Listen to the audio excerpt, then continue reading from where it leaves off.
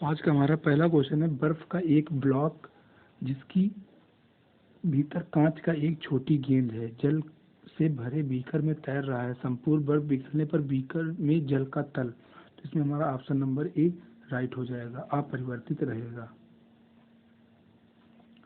अगला क्वेश्चन है हमारा, यदि वायुमंडलीय दाब P को विभिन्न ऊंचाइयों h पर नाप कर ग्राफ खींचे जाते हैं तो ग्राफ का आकार होगा, देखो P inversely proportional to h होता है, तो हमारा ग्राफ नंबर ए राइट हो जाएगा।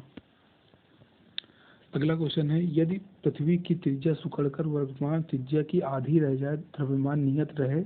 देखो द्रव्यमान नियत है और जो हमारी त्रिज्या है सिकुड़कर आधी r/2 हो जाती है, तो गुरुत्वीय त्वरण का मान होगा। तो गुरुत्वीय त्वरण का जी का सूत्र होता है gm बटा capital R square.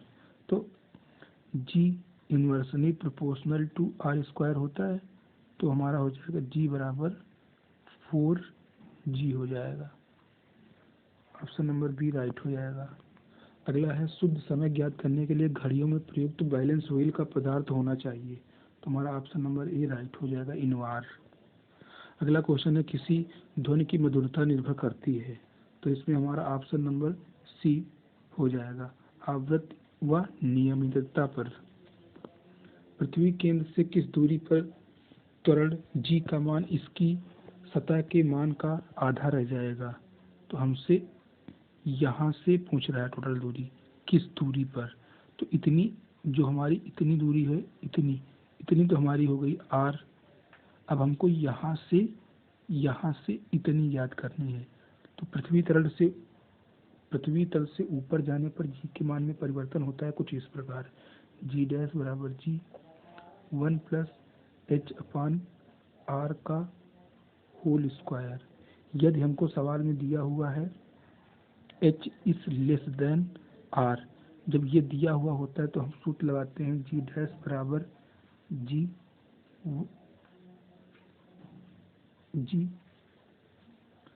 1 minus 2h upon R. तो ये होता है हमारा सूत्र होता है। अगर हमको h is very less than r दिया हुआ है तो हमारा सूत्र लगेगा सूत्र नंबर फर्स्ट। अगर हमको ऐसा कुछ कंडीशन नहीं दी हुई है तो हमारा सेकंड नंबर सूत्र लगेगा पृथ्वी तल से ऊपर जाने पर। अब हमको सवाल में क्या दिया हुआ है, सवाल में हमको दिया हुआ है जी डैश बराबर g/2 दिया हुआ है, तो ये सूत्र उठा के हम यहाँ पर रख देंगे, तो हमारा हो जाएगा g/2 बराबर g/1 plus h upon R का होल स्क्वायर। ये कट जाएगा, हमारा कितना मान आ जाएगा, हमारा h बराबर आ जाएगा 0.414 आर आ गया। लेकिन ध्यान दो, ये हमारा h ये निकला है, ये इतना निकला है, लेकिन हमसे सवाल में क्या पूछ रहा है, हमसे पूछ रहा है कि किस दूरी इस पृथ्वी के केंद्र से, हमसे यहाँ से पूछ रहा है, यहाँ से टोटल दूरी पूछ रहा है। तो हम क्या करेंगे, जितनी ये निकाली है ये, इसमें हम r जोड़ देंगे, जोड़ने पर हमारा हो जाएगा 1.414 r, तो हमारा ऑप्शन नंबर सी राइट हो जाएगा।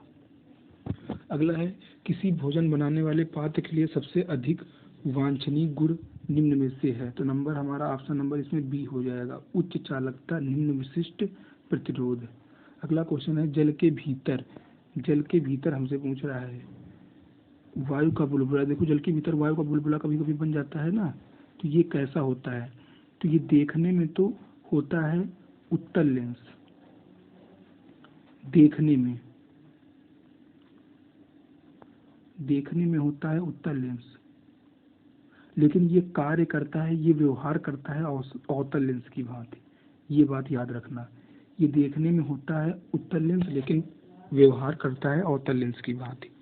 अगला क्वेश्चन है, निम्नलिखित में से किस माध्यम में ध्वनि सबसे तीव्र गति करती है, तो ध्वनि का वेग होता है ठोसों में सबसे अधिक होता है, उसके बाद द्रव में होता है, उसके बाद होता है हमारा गैस में। तो इसमें पीतल पीतल ठोस है, तो हमारा ए नंबर ऑप्शन में हो जाएगी। जल द्रव है, ये दोनों गैस हैं, तो ये सब कट हो जाएंगी। अगला है हमारा, एक उत्तल लेंस को कांच के अपवर्तनांक से अधिक अपवर्तनांक वाले द्रव में डुबोया जाता है। तो सबसे पहले हम क्या लिखेंगे? उससे पहले तो हम समझेंगे कि उत्तल लेंस का उपनाम क्या होता है। अपसारी लेंस होता है, अवतल लेंस का उपनाम क्या होता है? अपसारी लेंस होता है।